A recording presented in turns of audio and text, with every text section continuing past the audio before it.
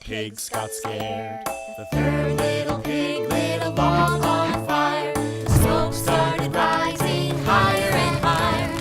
The wolf burned his hairy tail, ow, ow, ow. Then the wolf ran out of town. The two little piggies of hay and sticks learned a lesson all about work and bricks. A hard worked job won't fall to a huff or a puff at all.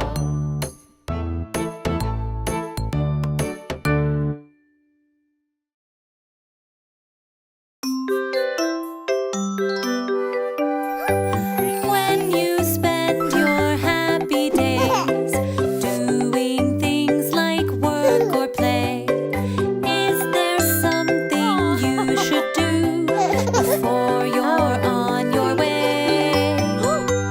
Freeze, stop, and think. There are germs that you can't see. Wash